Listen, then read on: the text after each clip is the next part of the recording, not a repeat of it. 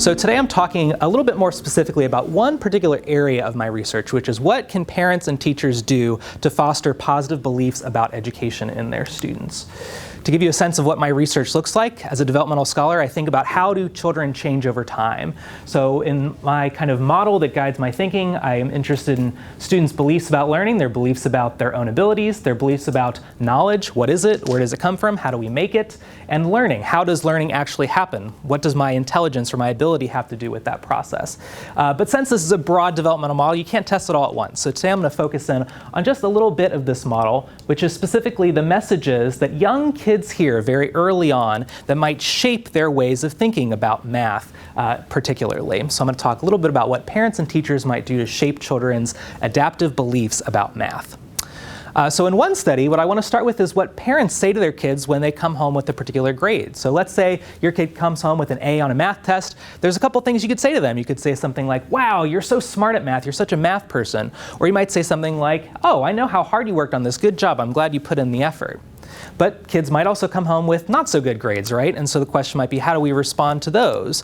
You might say something like, oh, well, that's okay. I know math just isn't your thing. You're good at a lot of other stuff. Or maybe you say something like, oh, well, maybe we need to figure out why this didn't work for you. Let's try to keep working at it, right? In my view, these kinds of messages don't matter so much about whether they're successes or failures. What's actually interesting is this distinction about what you focus on. And so we have names for that. There's person responses, you are so smart at math, or maybe math isn't your thing, that focuses on a student's individual abilities. And then you have process messages that focus on the effort that you put into that process. And what we think is that when kids hear these person messages about math, it sends this idea that math ability is something that is fixed. It's something you have or you don't have. And so one way that we investigated the effects of these messages is we conducted a longitudinal study measuring what kinds of messages parents tend to give their kids, and we looked at how kids were doing in math over time and controlled for prior math achievement and adjustment to see if these messages matter. One thing that we find is that when parents are giving more of these person messages to both success and failure, you have kids that are experiencing greater levels of math anxiety over time. You're also seeing that person responses to failure, saying, oh, it's okay if you're not good at math, is related to less challenge seeking in math over time. So we gave kids these little worksheets to create where they got to choose how many easy and how many hard problems they did. And kids that hear more of these person responses to failure, it's okay, math's just not your thing, tend to try a little bit less hard to do the challenging things in math, which we know is probably going to impede their learning. And in fact, we also see that these person responses to success and failure are related to children's math achievement. If you hear more of those messages, you're not doing so well in math a year after you're hearing those messages, right? So that's something that parents can do, something that parents can say that might foster particular beliefs in their kids, make them experience math very differently. But there's also things that teachers might do. So for example, how do we teach a math problem? Do we say, hey, here's how to do it, I'm going to work through an example and then give it to you to do? Does that actually send some kind of implicit message about what it means to be a mathematician? So we also use experimental work to get at this idea. So one thing that I've done is work with some young kids, kindergarten through third grade, where we give them these fun Lego games. And the cool thing about Legos is that you'll notice that they actually have numbers embedded in them, right? So each of these bricks has different qualities. So we might give kids a task where we say, hey, add up to 10. Make a Lego snake that's up to 10. But we use different kinds of instructional strategies to teach the kids how to do this. So in one group, we just let kids figure it out on their own. We call this the discovery condition. You have to figure out how to do it. And in one, we give a very typical math-like step-by-step demonstration where we say, this is an example of how to do it. This is how it's done. What we think is that this actually sends this implicit message that there's only one way to do math. What we know as mathematicians know that math is actually more about problem solving and figuring things out in lots of different ways.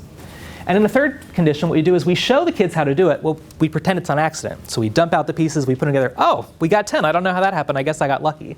So it gives them the information of how to do it, but without this implicit message that that's the only way to do it. And what we find is that when we then give kids tasks like this, we see that there's differences in how creative their problem solving is. So we ask them to build a Lego snake on this board that's as long as possible. And what we see is that kids that have been told this is the way to do it end up coming up with less creative solutions than kids that don't get that implicit message that there's only one way to do math. Now, this is an example with kind of Lego construction. There's math implicit in it. Some of our follow-up work is looking at actual math problems to try to replicate this work. And so far, we see that there's something very similar happening with those messages. So to kind of summarize where my recent work has gone and taken me, it's this idea that when we talk to kids about math, when we send messages, it has implicit messages embedded inside it. So whether it's you're such a math person or math just isn't your thing, it communicates something about the ability of math. It's something unchangeable, which can raise anxiety, lower challenge seeking and achievement. And by doing math problems, saying this is how we do math problems, it sends this implicit message that there's only one way to do math problems, when that may not be true.